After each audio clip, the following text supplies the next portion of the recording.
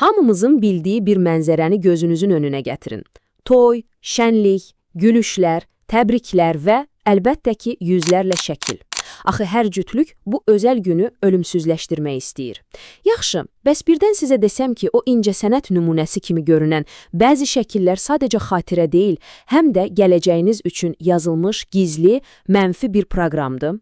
Bugün araşdırdığımız mənbəyə görə bu heç də fantaziya deyil. Gəlin, bu heyrətamiz iddianın dərinliklərinə birlikdə baş vuraq. Fotoqraflar üçün bu tamamilə normaldır. Onlar obyektivdən baxanda sadəcə yaradıcı bir kompozisiya, işıq və kölgə oyunu görürlər. Bu sənətdir.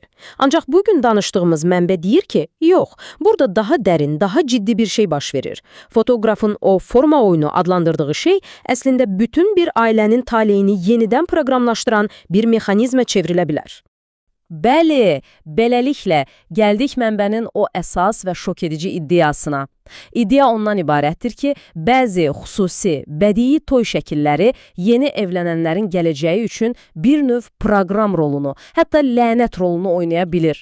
Yəni bu sadəcə bir görüntü deyil, sanki gələcək münasibətləriniz üçün əvvəlcədən yazılmış bir ssenaridir. Gəlin konkret bir misala baxaq. Bu hər şeyi daha aydın edəcək. Məsələn, gəlinin bəyin ovcunda dayandığı o məşhur, məsum görünüşlü poza. Mənbəyə görə bu şəklin gizli proqramı cütlüyün gələcəkdəki rollarını müəyyən edir. Ya ailədə tiranlar və acıdil qadınlar, ya da başmağaltı kişilər və aşpaz qadınlar formalaşacaq. Çox dəqiq və birbaşa bir proqramdan söhbət gedir. Əlbəttə, yəqin indi həminizin ağlında eyni sual var. Bir parça kağızın, bir rəqəmsal faylın bu qədər gücü, bu qədər dərin təsiri necə ola bilər axı? Bu sual bizi mənbənin nəzəriyyəsinin əsl ürəyinə, onun mexanizminə aparır. Gəlin görək, bu necə baş verir? Deməli, mənbə bu suala cavab olaraq çox spesifik bir termin ortaya atır. Yüklənmiş düşüncə formaları. Bax, bütün nəzəriyyənin açarı məhz bu anlayışdadır. İddiaya görə, şəklin o inanılmaz gücü də elə buradan gəlir. Yaxşı, bəs nədir bu düşüncə forma? Bu sadəcə bir fikir deyil. Mənbəyə görə bu, güclü emosiyaların yaratdığı, demək olar ki, maddi bir enerji quruluşudur. Təsəvvür edin ki, toy kimi emosiyaların coşduğu bir məclisdə bu enerji daha da güclənir və yeni qurulan ailənin, necə deyərlər, enerji sahəsinə bir möhür kimi vurulur. Bəs bu lənət necə yaranır? Mənbə prosesi 3 sadə addımda izah edir. Birincisi, güclü bir simvolik poza seçilir. İkincisi, emosional olaraq coşmuş qonaqların enerjisi bu simvolizmi daha da gücləndirir. Mənbə hətta spirtli içkinin bu təsiri artırdığını xüsusi qeyd edir. Və nəhayət, 3-cü addımda bu birləşmiş enerji cütlüyün gələcəyini proqramlaşdıran o dağıdıcı düşüncə formanı yaradır. Amma bir məqam var. Məlum olur ki, bütün bədii şəkillər eyni dərəcədə təhlükəli deyil. Mənbəyə görə bəziləri var ki, onların təsiri xüsusilə dağıdıcıdır. Və bu da bizi sənətdəki bəlkə də ən qorxunc nümunəyə gətirib çıxarır. Bəli, söhbət güzgülərlə dolu bir məkanda, yəni güzgülər zalında çəkilən şəkillərdən gedir. Mənbə iddia edir ki, bütün toy şəkilləri arasında ən öldürücü olanı məhz budur. Baxın, bu birbaşa mənbədən gələn bir sitatdır və vəziyyətin ciddiliyini çox yaxşı göstərir. Öldürücü sözü burada təsadüfən seçilməyib. Bu, mənbənin bu cür şəkillərin potensial dağıdıcı gücünə nə qədər böyük önəm verdiyini vurğulayır.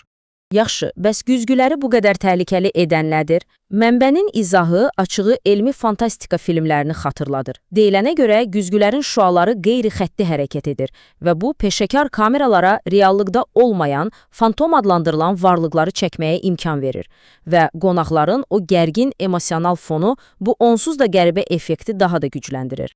Və ən narahat edici tərəfi də budur. Bu mənfi təsirlərin özünü göstərməsi üçün illərlə gözləmək lazım deyil. Mənbəyə görə nəticələr, istər sağlamlıq problemləri olsun, istərsə də münasibətlərdəki gərginliklər, belə bir şəklin çəkilməsindən cəmi bir ay sonra üzə çıxa bilər. İşin maraqlı tərəfi odur ki, bu proqram heç də hamıya eyni cür təsir etmir. Mənbəyə görə bəzi insanlar bu cür təsirlərə qarşı daha həssas, daha müdafiəsizdir. Gəlin görək kimlər daha çox risk altındadır. Bu cədvəldə hər şey çox aydın görünür. Mənbə insanları iki qrupa bölür. Solda həssas adlandırılan cütlüklər var. Yaradıcı, emosional insanlar. İddiaya görə onlar üçün nəticə çox pis olur, sağlamlıqları pisləşir və ailələri dağılır.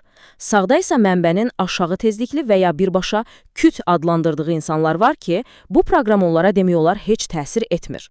Bu sitat məncə bütün məsələni çox təsirli şəkildə ümumiləşdirir. İnsanlar fərd olaraq bu təcrübədən fiziki mənada sağ çıxa bilirlər, amma münasibətin özü, o ailənin təməli dağılır. Proqramlaşdırma o qədər güclüdür ki, həssas insanlar bu çərçivəyə sığmır və inkişaf edə bilmirlər. Beləliklə, bu təhlilin sonunda gəlib yenə də o əsas suala çıxırıq. Bir görüntünün gücü nə qədərdir? O sadəcə işıq və kölgədən ibarətdir, yoxsa simvolların, emosiyaların və bizim inanclarımızın gücü ona təsəvvür etdiyimizdən daha dərin, daha real bir məna verir? Bəlkə də həqiqətən də bəzi şəkillər sadəcə bir anı yox, bütöv bir taleyi əks etdirir. Bu üzərində düşünməyə dəyər bir sualdır.